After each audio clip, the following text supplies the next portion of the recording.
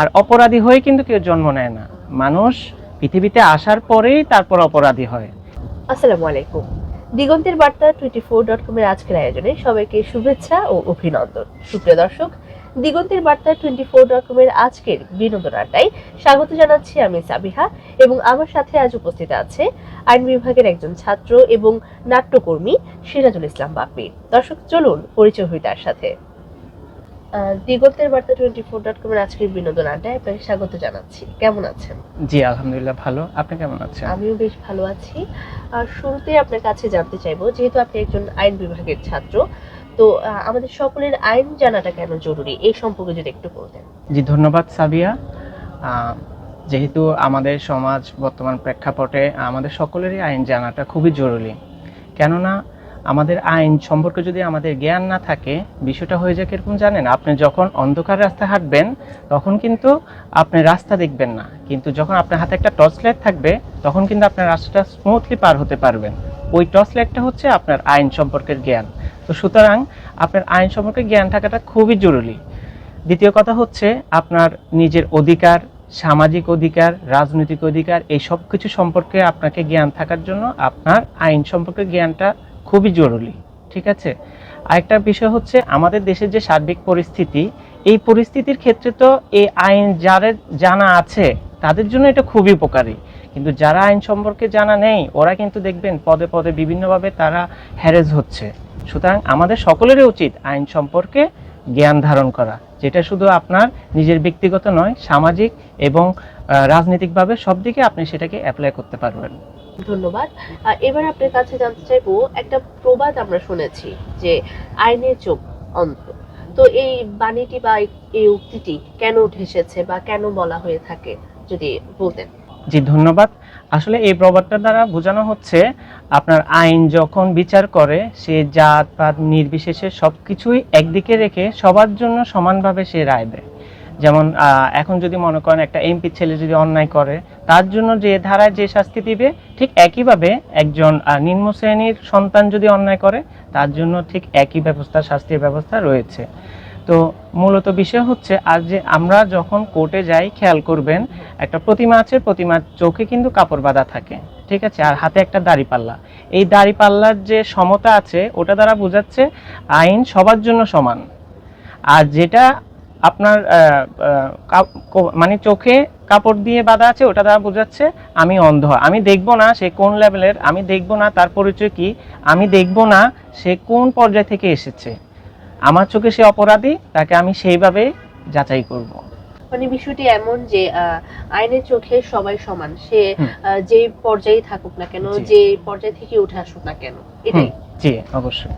আচ্ছা, এই পর্যায়ে আপনার কাছে জানতে চাইবো, আমাদের অনেকেই আইন সম্পর্কে অজ্ঞ। যেমন জিডি আর মামলার বিষয়টি অনেকের কাছেই অজানা। তো এই সম্পর্কে যদি আপনি বিস্তারিত বলতেন। জি ধন্যবাদ। আসলে এই বিষয়টা সম্পর্কে অনেকেই অজ্ঞ।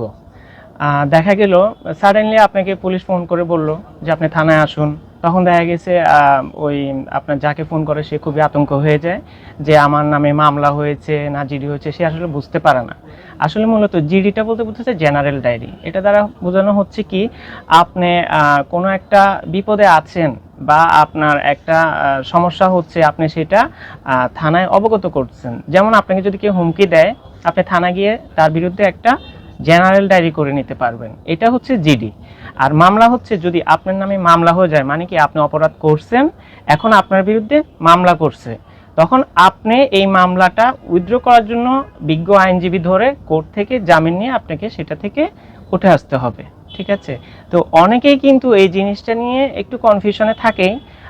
সুতরাং আপনার জেনারেল ডায়েরি বলতে বোঝানো হচ্ছে কিছু ইনফরমেশন বা বার্তা দিয়ে অবগত করা, আর মামলা বলতে বোঝা হচ্ছে অপরাধ ঘটিত হয়ে গেছে, এরপরে পরবর্তী পদক্ষেপ কি হবে না হবে সেটাই হচ্ছে মামলা আর কি। আচ্ছা, এবার আপনার কাছে জানতে চাইবো, এই যে সাম্প্রতিক সময়ে আমাদের সমাজে নানান ধরনের অপরাধমূলক কর্মকাণ্ড সংগঠিত হচ্ছে, তো এই অপরাধমূলক কাজগুলো কিভাবে কমিয়ে আনা যায়? জি, আপনি খুবই একটা গুরুত্বপূর্ণ প্রশ্ন করেছেন।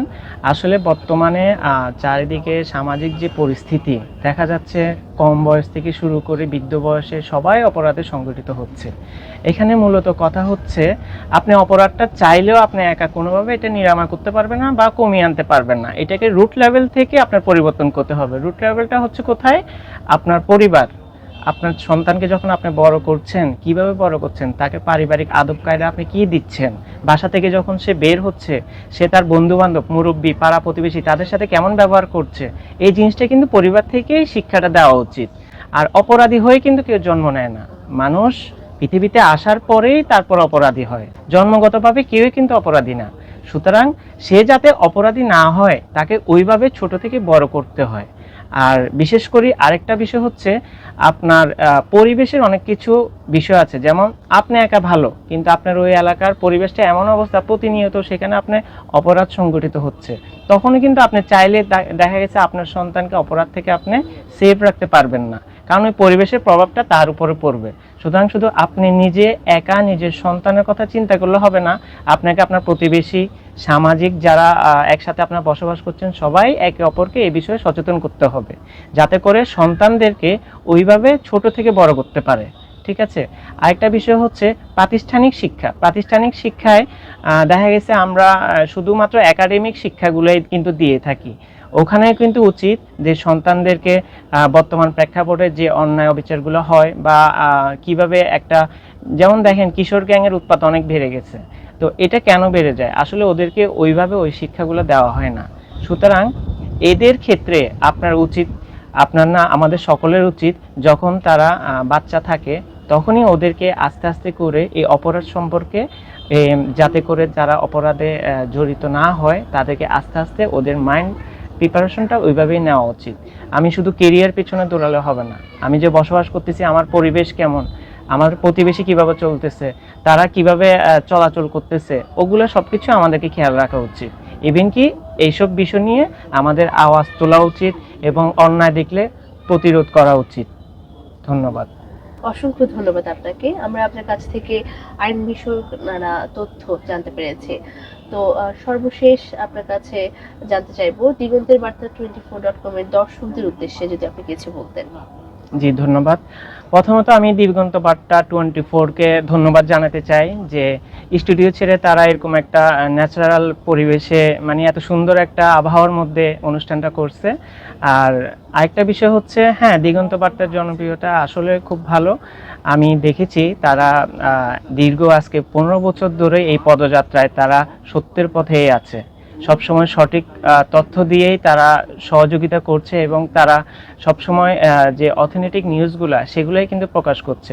রিসেন্টলি আমরা দেখতে পাচ্ছি আপনার বিভিন্ন টিভি চ্যানেল বলেন বা মিডিয়া বলেন, ওরা কিন্তু সঠিক তথ্যগুলো প্রকাশ করে না।